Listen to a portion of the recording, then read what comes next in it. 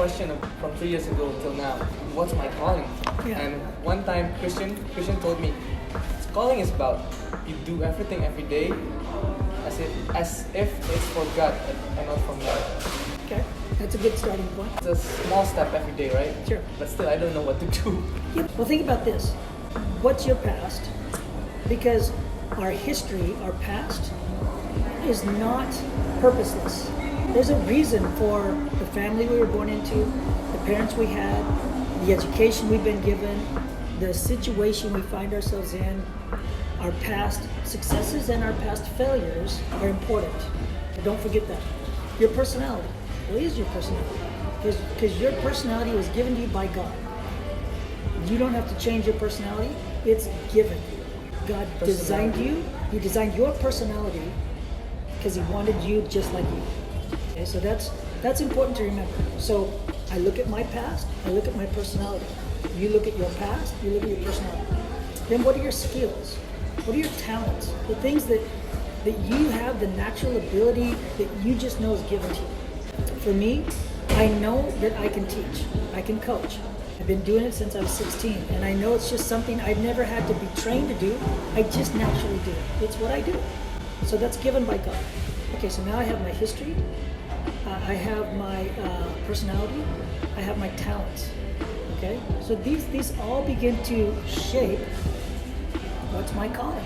So we begin to put these things together, and then we look at the opportunities which is given to us, and the calling becomes, we get it. We understand what we should be doing. Knowing myself, knowing how God's designed me, it would make no sense for me to go into the world of finance and sit behind a desk. Totally opposite of what I should do. How He's designed me, right? Yeah. You know, Socrates said something important. He said, one of the greatest things a man can do is know himself. Okay, I think knowing yourself is really critical. Knowing Jesus is more important. But knowing yourself, who are you? Who are you? Stop and examine it. And other people can help us know who we are by the fruit at which we bear, right? I mean, you're sitting here. You've told me 2 or 3 times in this conversation that I said something that impacted your life in a positive way. Okay, so you are reinforcing to me who I am, the fruit at which my life has produced. And I can say the same thing about Andrew and the same thing about you. So that's who I am. I'm doing what I should be doing because I'm bearing fruit. As soon as I'm no longer bearing fruit, I should go do something else. And then don't be so hard on yourself. You are too hard on yourself. You're 25 years old. You're in process. You're not 50. But okay, let's move another step.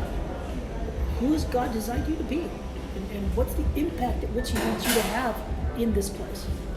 And then start moving towards it. Sometimes I look at, I'm searching for my identity, right? It's from the Bible. Jesus said that I am loved, I am His son, I am saved. Okay. But then, that's it. I was like, okay, and then what? Like, Let's say you know who you are in Christ. And let's say that's the only thing you ever know. Is that enough?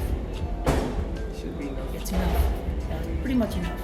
Because in the final judgment, He's gonna ask you who you are, and you're gonna say, I am forgiven. I'm a new creature in Christ. What else are you supposed to say? Well, I built a business worth $1 million, and well, I had a successful marriage, and I raised 3 kids. No, I don't think He cares. Yeah. So, I think you've got the most important part down. You know what that is. You know who to worship. You know who to follow. Get into something of which you can pour your life into, and when you are done, people look at it and go, He made a difference in my life. Have a positive response to the world in which we live in. Do something for the good of this people that Christ died for. I think that's the reason that we live as a human, right? Death. Yeah. It's part of life. Yeah, that's a good point. Yeah, we live to die. We live to die. Yeah, like, what you do. Yeah. We're gonna die. And we shouldn't be afraid of it. We should not be afraid to die. In fact, like we were talking, to die is gain. To live as Christ. So we in our theology and the way in which we think, death is not the enemy. So many people in this COVID experience are making death the enemy. It's not the enemy. I don't know why people are so afraid of this thing. Because it is the natural response to living. Everyone before us has died, and we will die also. Yeah. The question is, will we die in our sin, or will we not? That's the only thing we have to think about. So quit being afraid to die. My goodness, just live. Everybody's running around being so fearful, they're not even living. This has been a great conversation. We should have more of them. Maybe we should organize a group think. 5 a.m. coach. Yeah, 5 a.m. Sorry guys. I have no problem watching you do a 16. No, you're joining us, coach. Okay. You're joining us. Come on. Anyways, it's great talking to you. So this is another episode of Coffee with Coach. So thank you, Shamgar. Thank you, coach. Appreciate it. So much Alright. wisdom today. Yeah. Be blessed. Be and blessed. you be blessed also.